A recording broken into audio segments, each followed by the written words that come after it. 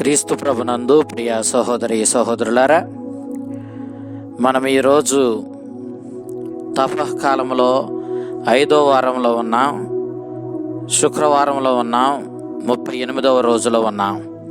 ఈనాటి సువిశేషాన్ని మనం చూసినట్లయితే యోహాను శుభవార్త 10వ అధ్యాయం 31వ వచనం నుంచి 42వ వచనం వరకు మనం దేవుని వాక్యాన్ని ఆలకించాం.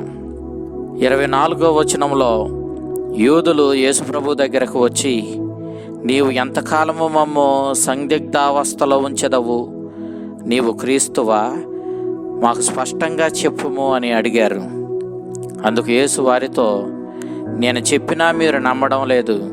కనీసం తండ్రి పేరట నేను చేయుచున్న పనులను బట్టైనా మీరు నన్ను నమ్మండి అని ప్రభువు తెలియచేస్తూ ఉన్నాడు.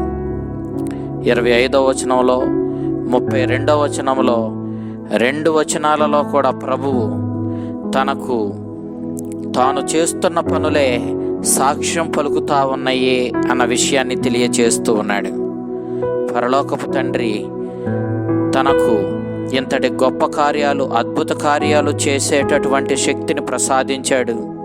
కాబట్టి పరలోక తండ్రి ద్వారా తన యందు నెరవేరుతున్న ఈ క్రియలే తనను గురించి సాక్ష్యం పలుకుతా ఉన్నాయి అన్న విషయాన్ని ప్రభు స్పష్టంగా తెలియచేస్తూ ఉన్నాడు. నేను పరలోక తండ్రితో ఐక్యమై ఉన్నాను, నేను దైవ కుమారుణ్ణి అని ప్రభువు యూదులకు తెలియచేశాడు. యూదులు, ప్రధాన అర్చకులు, పరిసయ్యులు, మత పెద్దలు యేసుక్రీస్తుని నీవు దైవదోషణం చేస్తున్నావంటూ ఆయనను రాళ్లతో కొట్టి చంపడానికి చూశారు. ఆ సందర్భంలో యేసుక్రీస్తు దేవుని వాక్యాన్ని స్వీకరించి ఆ వాక్యానుసారము జీవించే వాళ్లను మీరు దైవములు అని పిలుస్తున్నారు. మరి అలాంటిది నేను ఆది నుండి దేవుని యందు ఉన్నవాడను, దేవుని వద్ద ఉండి ఈనాడు మానవ మాతృడిగా ఈ లోకానికి వచ్చిన వాడను.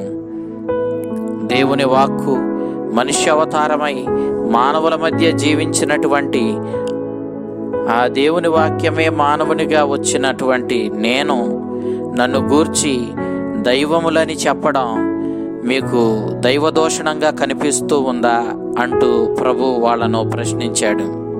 నిజమే, ఆదియందు వాక్కు ఉండెను, ఆ వాక్కు దేవుని వద్ద ఉండెను, ఆ వాక్యే దేవుడై ఉండెను అని యోహాను శుభవార్త 1వ అధ్యాయం 1వ వచనం తెలియపరిచినట్లు 14వ వచనం ఆ వాక్యే శరీరధారి అయి మన మధ్య నివసించెను అని మనకు తెలియచేస్తుంది. కాబట్టి యేసుక్రీస్తు ఎవరో కాదు, ఆ దేవుని వాక్యమే.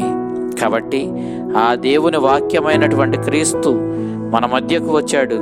తనను తాను దేవునితో విడదీయలేని బంధం కలిగినటువంటి వ్యక్తిగా, దైవ కుమారునిగా తనను తాను మనకి తెలియపరుచుకున్నాడు. అందుకే క్రీస్తు వారి యొక్క ధర్మశాస్త్రాన్ని వారి ముందు చూపిస్తూ, ధర్మశాస్త్రం ప్రకారం దేవుని యొక్క వాక్యాన్ని పొందిన వారు దైవములని పిలువబడినప్పుడు, తండ్రి నన్ను ప్రతిష్ఠ చేసి ఈ లోకానికి పంపించాడు, నేనే ఆది నుండి ఉన్న వాక్యాన్ని, నేనే ఈనాడు మనుష్యావతారం ఎత్తి మీ మధ్యకు వచ్చిన ఆ దేవుని వాక్యాన్ని, కాబట్టి నేను దేవుని కుమారుణ్ణని చెప్పడం మీకు దైవదోషణంగా కనిపిస్తుందా అని చెప్పి ప్రభు ప్రశ్నిస్తూ ఉన్నాడు.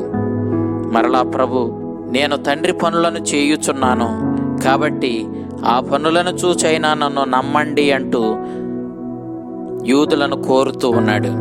నేను తండ్రి ఐక్యమై ఉన్నాము, తండ్రి నా యందు, నేను తండ్రి యందు ఉన్నాము, తండ్రి నేను విడదీయలేని బంధం కలిగి ఉన్నాము. కాబట్టి తండ్రి నా యందు నెలకొని ఉండి నేను తండ్రితో ఉండి ఈ కార్యాలు చేస్తూ ఉన్నాం. కాబట్టి తండ్రి నా యందు చెయ్యనిచ్చిన ఈ సత్కార్యాలను బట్టైనా మీరు నన్ను నమ్మండి అని చెప్పి ప్రభు వారిని కోరుతూ ఉన్నాడు.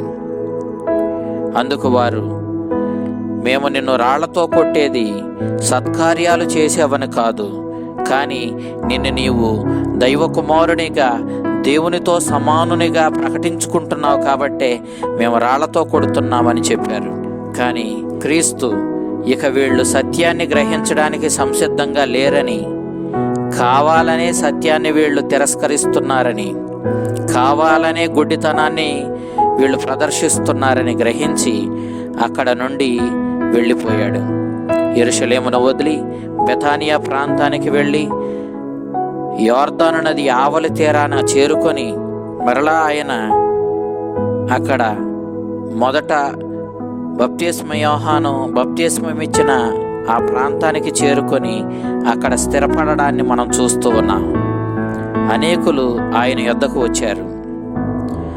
యోహాను అద్భుత కార్యాలు చెయ్యలేదు, కానీ ఇతని గురించి సాక్ష్యం పలికాడు అంటూ యేసుక్రీస్తు గురించి వాళ్ళు మాట్లాడుకున్నారు. వాళ్ళు యోహాను అద్భుత కార్యాలు చేయలేదు, సాక్ష్యం మాత్రమే పలికాడు, కానీ ఇతడు అద్భుత కార్యాలు కూడా చేస్తున్నాడు కాబట్టి యథార్థంగా ఇతడే ఆ మెస్సయ్య అయి ఉంటాడని చెప్పి వాళ్ళు ఒకరితో ఒకరు చెప్పుకున్నారు. తరువాత అనేకులు ఆయనను విశ్వసించినట్లుగా యోహాను మనకి వెల్లడి చేస్తూ ఉన్నాడు. ప్రియ దేవుని బిడ్డలారా, ఈనాడు క్రీస్తు తండ్రితో తనకున్న బంధాన్ని వెల్లడి చేస్తూ తండ్రే తన యందు ఉండి ఈ కార్యాలు చేస్తున్నాడని, ఈ సత్కార్యాలు, ఈ మహిమ కార్యాలు తండ్రే తన యందు నెరవేరుస్తున్నాడని, కాబట్టి ఆ తండ్రి చేయనిస్తున్నటువంటి ఈ అద్భుత కార్యాలు, ఈ క్రియలు, ఈ పనులు యేసుక్రీస్తును గూర్చి సాక్ష్యం పలుకుతున్నాయి అన్న విషయాన్ని యేసుక్రీస్తు ఈనాడు స్పష్టంగా తెలియజేస్తూ ఉన్నాడు. ఆ యేసుక్రీస్తుని మనము విశ్వసించాలి, ఆయన క్రియలను మనము స్వీకరించాలి, ఆయన బోధనలను మనము స్వీకరించాలి. ఆ బోధనలు మన జీవితంలో క్రియారూపం దాల్చేలా ఆ బోధనలను అనుసరించి మనము జీవించాలి. తద్వారా మన జీవితాన్ని ధన్యం చేసుకోవాలని ఈనాటి సువిశేషం మనల్ని కోరుతూ ఉంది. అలాంటి విశ్వాసాన్ని మనకు దయచేయమని ఆ ప్రభుని వేడుకుందాం. ఆ చల్లని ప్రభు మిమ్మందరినీ దీవించి కాపాడునుగాక. ఆమేన్.